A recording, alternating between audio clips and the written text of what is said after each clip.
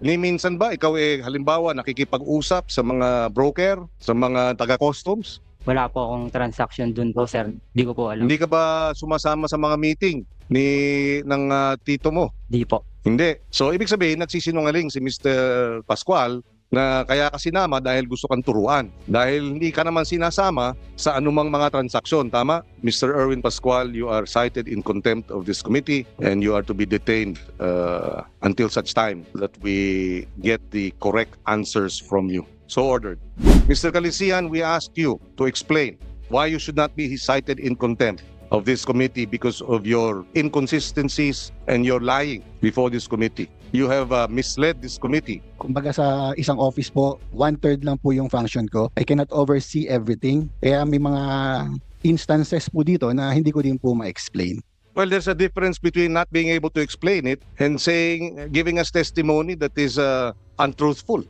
And therefore, we will move to cite you in contempt of this committee, Mr. Calisihan. There is a motion to cite Mr. Calisihan in contempt, duly seconded. So ordered. You are cited in contempt, Mr. Calisihan. Pero klaro sa kanilang tatlo, tinatawagan sila ni Chugs na meron ng gate pass na binibigay ang customs. Again, you refuse to, you deny. You know anyone who goes by the name of Chug. The same with Mr. Calisihan. Sir, I don't recall any names of Mr. Chu, but I do have a contact number of the consignee po, consignee's representative. We are not satisfied with your explanation. Is there a motion? There is a motion to cite you in contempt of this committee.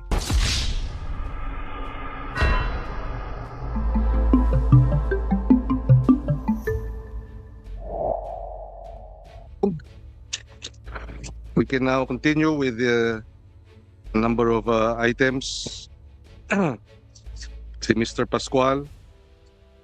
So, 1, 2, 3, 4, 5, 6, 7, 8, 9, 10, 11, 12, 13. May isa na dalawang po. Yes. So, all these containers, Mr. Pascual, ang declarant ay si bilang broker, ay si Elaine Joy Guidaria. At ikaw ang nagsumiti sa atin dito bilang affidavit mo, attachment. Tama? Yes po. Pero bakit mo sinubmit ito kung sinasabi mong hindi mo siya kilala? Nakita ko lang po yung pangalan niya, Your Honor, pero hindi po talaga kami personally magkakilala po. Wala rin pong transaction between us po. At sino ang naghanda ng affidavit mo? Yung lawyer ko po, sir. Sino ang lawyer mo? Andito ba? Okay. Ikaw ang humarap sa notary public. Yes po. Kasi parang may conflict dito sa affidavit mo, no? Dahil ikaw na mismo nagsasabing hindi mo kilala si Guedaria, wala kang kinalaman sa kanya, pero sa affidavit mo, sinabit mo 13 temporary assessment notice at lahat siya nakapangalan. Bakit mo sinama ito? Kasama po, sir, talaga yung pangalan niya po dun sa documents po, sir. Naka-include po yung consignee din, yung broker's name po. Tapos may sumunod kang shipment nung Hulyo kasi sabi mo 14 lang eh. Di ba? Pero mayroong pumasok under your company, Port of Subic, July 2025, at mayroong warrant of seizure and detention. Tama? Nasabi ko pong wala, Your Honor, kasi we were not aware po for that 6 containers po talaga. And sinabi mo may disclaimer ka? Yes po, sir. Saan? Nandito po, sir. Pakisubmit nga sa ating committee, please. Kanino mo sinumite yung disclaimer? Sa Port of Subic po, sir. Sinong gumawa ng disclaimer? Receive po siya, sir, sa Bureau of Customs, Customer Care Center po. Sinong gumawa? Kami po, sir. Can you submit it to the committee? Yes, sir. Saka walang permit ito galing sa DA. Sir, pwede po magtanong po sa Go ahead. regarding 14 containers lang po. Kasi kami po, as part po nung consignee's name po, kami po yung gusto lang po sana namin malaman yung totoo po dun sa 14. Kung kasi based po dito sa binigay sa amin ng mga documents po, is release po siya, sir. Chinek na rin po namin yung mga containers po, sir. All emptied na po. Yung iba nga po na isoli na po sa China. Kaya nagtatanong lang po kami, sir, yung ano po ba yung basis dun sa 14 containers po, sir? Na nasabi pong onion, carrots, then mackerel po. Yung OC mismo nagsabi. So, alam mo, meron kayong dokumentong nagsasabing lusot Pero merong nagsasabi ng DA na ito ay na-flag. So ito, kaya nga natin iniimbestigahan. No? Kaya, in fact, yung sinabit ninyong na-clear, di ko alam kung totoong clear yun. Siguro, sa dokumento naka-clear. Hindi ba? Pero itong tatlong na-release halimbawa sa Berches, wala namang nirelease. Kung hindi nahuli, ang declaration dry goods. Kayo naroon din Dry goods din yung sa inyo. Malay ba namin kung talagang dry goods yun? Number 1. Number 2, ikaw na mismo umaamin na nilalako mo yung lisensya mo Hindi ba? So, Yes, sir. tapos sinasabi mo, na-clear yung ilang mga dokumento, sinasabi ng DA, hindi. Tapos ikaw nagsabi na galing sa customs yung clearance mo, pero merong na-hold. Di ba? So kahit na sa mga dokumento, may mga butas. At hindi lang sa dokumento, ikaw mismo umaamin. Hindi mo kilala yung broker mo. Di ba? So, yung hinihingi mo sa amin yung status ng 14, habang iniimbestigahan natin ito, lahat pwedeng questionin. Kahit mga documented pa yan. Naintindihan mo? Kasi pinipeke ang mga dokumento. Sinasabing kami ang broke. Kayo, si Elaine Gadaria, ang declarant, hindi mo siya kilala. Ibig sabihin peke ito. Or nagsisinungaling ka. Naintindihan mo? So, tinatanong mo sa atin, na-clear ka based on the documents. Pero dito sa dokumento na sinumiti mo, may conflict ka agad Di ba? So, I hope you understand. Lahat ng mga dokumento sinasambit dito, kinakailangan busisiin ng husto. Kasi maaaring peke. Dinoktor. Di ba? May halong falsification. Hindi natin alam. Kaya nais nating malaman. Anong pangalan mo? Taweng? May kilala kang Taweng? Nickname ko po, Your Honor. Di ba? Ako din. Oo. Kasi may mga informasyon tayo na bilang ikaw si Taweng at dati kang naghahanap buhay dyan sa customs. Customs nga ba? Yes po, sir. Oo. At kilala mo si Amina? May kilala kang Amina? Wala po, sir. Sigurado ka Yes, sir. na kausap si Kevin? Nag-uusap kayo ni Kevin, di ba? Si Kevin po, sir, Oo kilala nga. ko po. So hindi kayo nag-uusap ni Amina? Hindi ko po. Wala kang kilalang Amina? Wala po, sir. Sigurado ka, ha? Kasi butas-butas na yung mga testimonya mo. Baka pati rito, hindi ka nagsasabi ng totoo. No? So sinasabi ng dinisclaim mo, okay? Na yung 6 na container hindi galing sa inyo. Pero nakadokumento sa EPCB na ikaw ang umamin na may-ari. Hindi ba? So kung ito ebidensya, maaring gamitin din ito laban sa'yo. Dahil 18 milyones yung halaga ng 6, ikaw ang umamin dito na may-ari ng EPCB, may dokumentong nagsasabing pinasok yung 6 na container na walang SPSIC, walang permit. So, hindi ibig sabihin dahil nag-disclaim ka, ibig sabihin, mabibigyan ng agad-agad na ikaw paniniwalaan. Di ba? So, sana naintindihan mo yon. Non-bailable din itong 18 milyones. At pati si Dexter na pamangkin mo, na ang dahilan mo ay gusto mo siyang maghanap buhay. Kaso, paano siya maghahanap buhay? Naghahanap buhay na siya bilang delivery ng panda. Di ba? Kayo ba, Mr. Dexter? Ikaw ba aktibong sumasama dito sa mga EPCB na mga importation? Lumapit ka rito at magsalita. Pero hindi po. Ha? Hindi po. Kasi ni minsan ba ikaw halimbawa nakikipag-usap sa mga broker, sa mga taga-customs Wala po akong transaction dun po, sir. Ano yun? Lakasan mo yung boss. Wala po akong transaction po dun, sir. Hindi ko po alam. Hindi ka ba sumasama sa mga meeting ng tito mo? Di po. Hindi. Opo. So, ibig sabihin, nagsisinungaling si Mr. Pascual na kaya ka sinama dahil gusto kang turuan. Dahil hindi ka naman sinasama sa anumang mga transaksyon, tama? So, pinapirma ka lang at binigay yung ID mo yung ID. Opo, sir. Okay. So, Mr. Pascual, hindi totoo ang dahilan mo na kaya mo siya nilagay doon para matuto. Di ba? Ano sagot mo? Your Honor, talagang totoo naman po, inaamin ko po na hindi niya po alam yung mga transaction. But he was informed by me na may mga ganito. Hindi yan yung tanong ko yun. Ang tanong, yung paliwanag mo na kaya mo sa sinama ay dahil gusto mo siyang matuto sa hanap buhay. Hindi naman totoo yun eh. Kaya mo siya nilagay doon dahil ayaw mong ikaw ang makalagay sa pangalan dahil kung ano-anong dahilan. Kasi hindi totoo na kaya mo siya nilagay doon, gaya ng sinabi mo nung huling hearing, ay dahil gusto mong matuto siya na maghanap buhay at may pagkakakitaan. Di ba? Tapos in other words, hindi na naman totoo yung sinabi mo, Mr. Pascual. Kaya mahirap kang paniwalaan dahil lumalabas yung mga kasinungalingan. So maliwanag dito no sa agriculture smuggling as economic sabotage.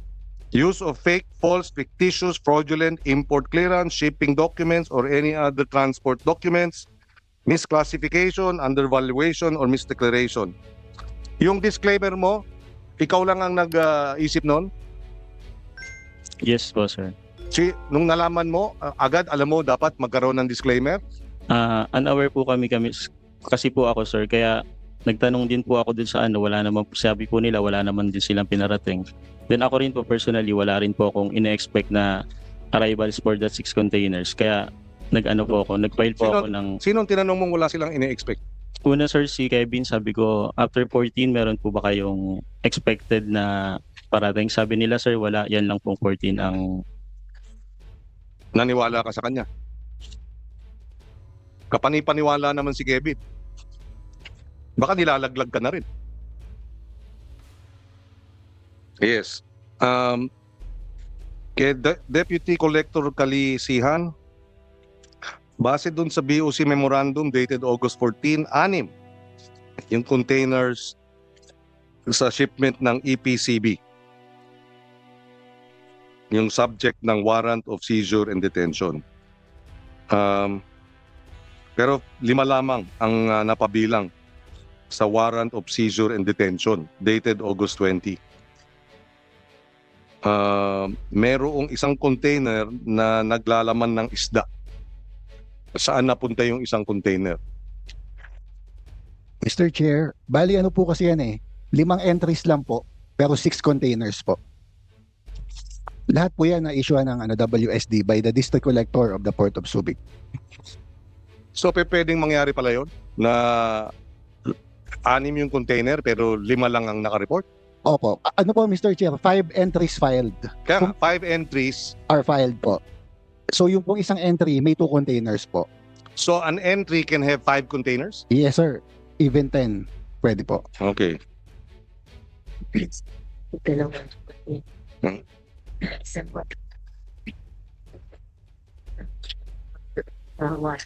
can send those numbers, sir.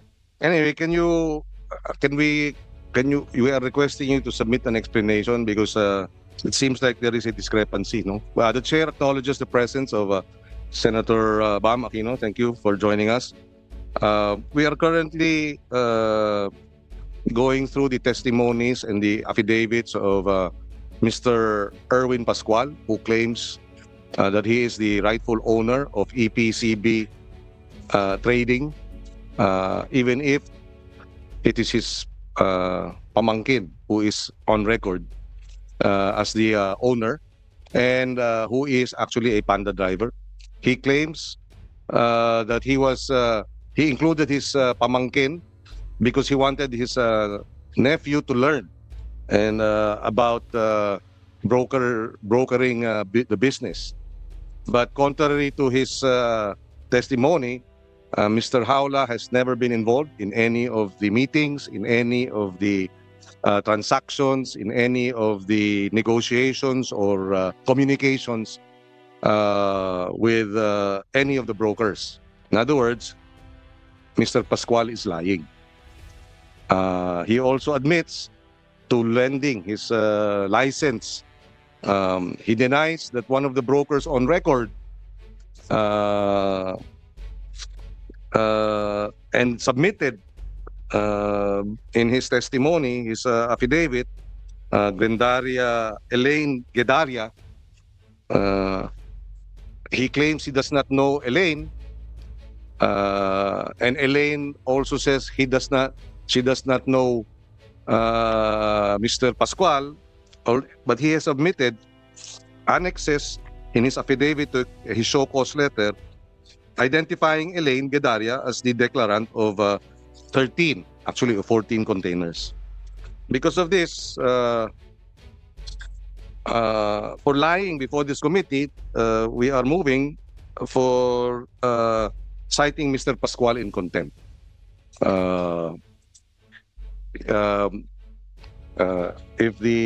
Unless no objection, you move to second.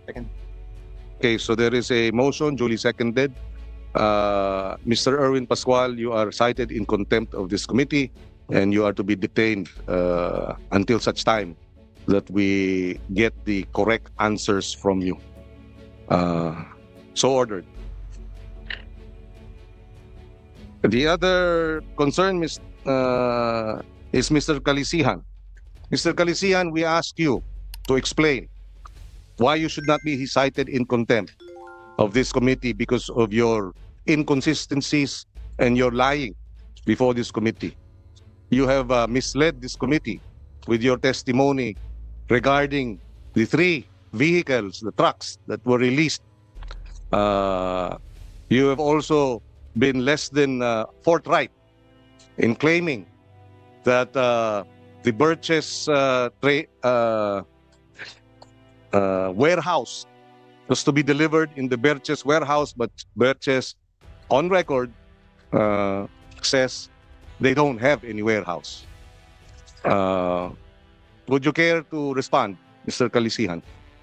Your Honor, my function as Deputy Collector for Assessment is only supervising the assessment division. Ano lang po, Mr. Chair, very ano lang po. Kumbaga sa isang office po, 1/3 lang po yung function ko. I cannot oversee everything. Kaya may mga instances po dito na hindi ko din po ma-explain. Well, there's a difference between not being able to explain it and giving us testimony that is untruthful. And therefore, we will move to cite you in contempt of this committee, Mr. Calisihan. No, you already explained. Your explanation is unacceptable and does not satisfy the committee's points raised about your lying to this committee. Go ahead. Sa dalawa pong, have we cited Andrew in contempt already, Mr. Chair? We have to wait for your second before. Second. Okay, so there's a motion to cite Mr. Calisihan in contempt, duly seconded. So ordered. You are cited in contempt, Mr. Calisihan. So may suggestion po ako kay Mr. Calisihan tsaka kay Mr. Pascual, no? Ito pong pag-contempt ay dahil po meron kayong inconsistency sa mga testimonya po ninyo, sa mga affidavit po ninyo. Ang isang paraan para mawala po kayo sa contempt ay magsabi ng totoo. Yun talagang alam ninyo, no? So may chance pa po kayo bago po matapos itong hearing na to. Si Chairman naman po, si Senator Kiko ay very reasonable. Kapag nagsabi po kayo ng totoo, sinabi nyo ano ba talaga yung nangyayari, ay pwede pong malift yung contempt order, Mr. Chairman, no? That's correct, right? Upon motion, yes, we can lift it. Yes. So ang suggestion ko po sa inyo, ngayon na meron pong inconsistency may mga bagay po na hindi tumutugma. Maganda pong magsabi na lang po kayo ng totoo para hindi ho kayo madedetain po dito. Yung mga kasama nyo po dyan sa baba, palagay ko ayaw nyo rin kasama yung mga yan sa baba. Maganda ho sigurong magsabi na lang po kayo ng totoo at magsabi na lang po kayo talagang alam ninyo dito po sa mga tanong ng komite. Thank you, Mr. Chairman. Thank you. There is another individual, Ms. Gubaton. Would you care to explain why you said that there was a release under guard of the three committees, of the three containers, when in fact there was none. Sir, actually, I was underguarding it. Pero kasi sir, yung tatlong nauna, for ano lang talaga, is isa lang po yung na underguard ko, which is yun yung nakapunta po sa Valenzuela. And then, hindi ko po kasi nakakausap yung mga DA representative. I was just informing by consignees representative po whether it's okay na po to have the examination. But unfortunately po, hindi po kasi tinanggap yung containers dun sa warehouse because of its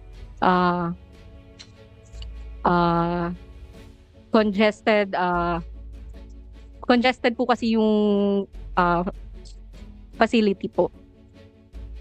Ms. Gubaton, when you were asked earlier, Yes po. you were explaining that the containers were under guard. Yes po. And you said when, and I asked you when, and you said beginning 28. Hindi ba? Ay, sir, let me check lang. Yes.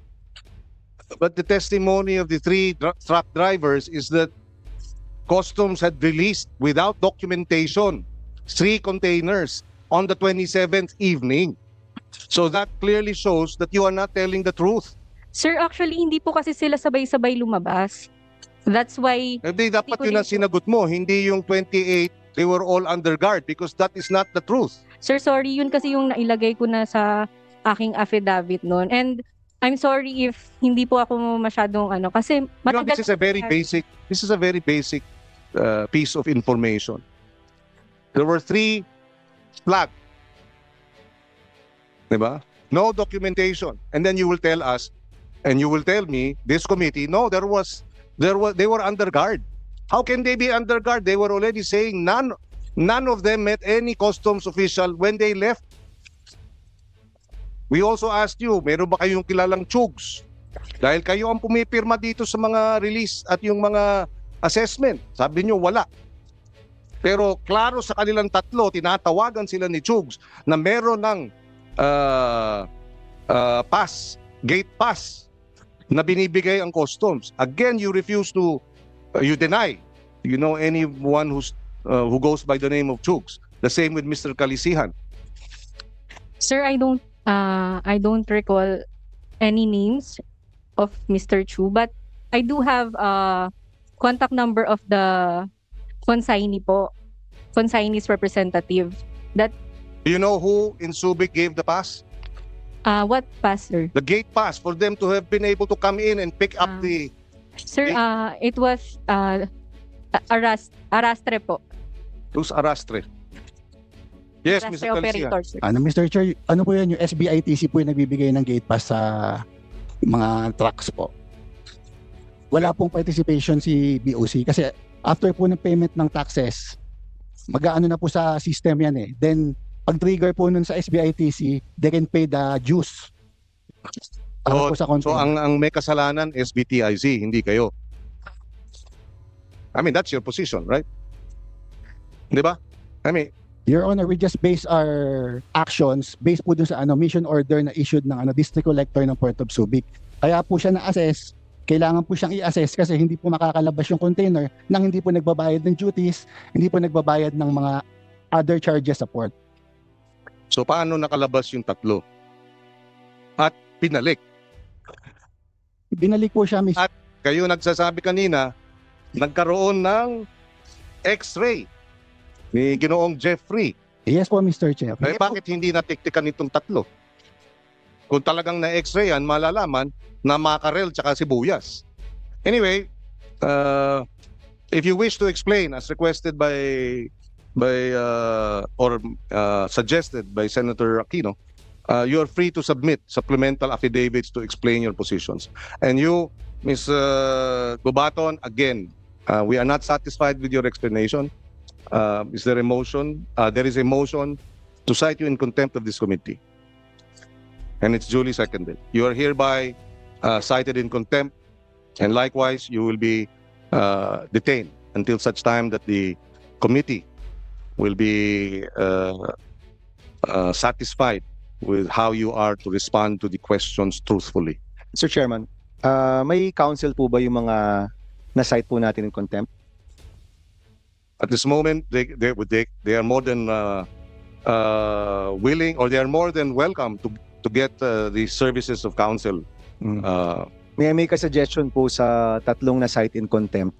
I really suggest, the chairman, napaka-reasonable po.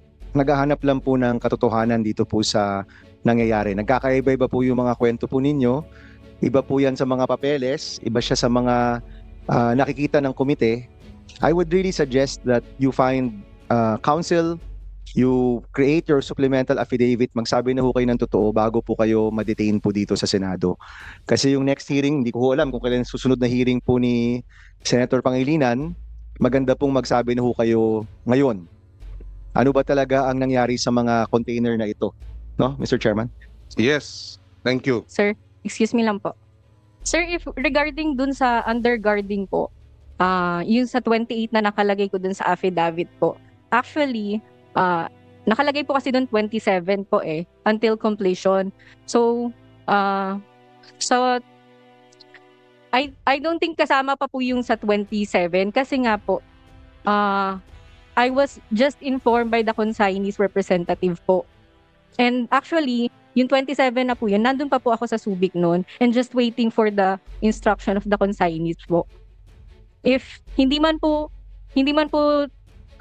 siguro nagmalila ako ng nakalagay na affidavit na 28 po. Kasi madaling araw na po yun nangyari. 27 to 28, at least mga 10 p.m. to around 2 to 3. Ganun po. Apologies po if We did not receive an affidavit from you, Ms. okay. I will just send na lang po, sir. Yes, Gubaton, Ms. Gubaton. Please submit your affidavit Yeah. because we did not receive any. So I don't know what you're referring to. This committee does not know what you're referring to. Okay. Yes, sir. Thank you. Thank you.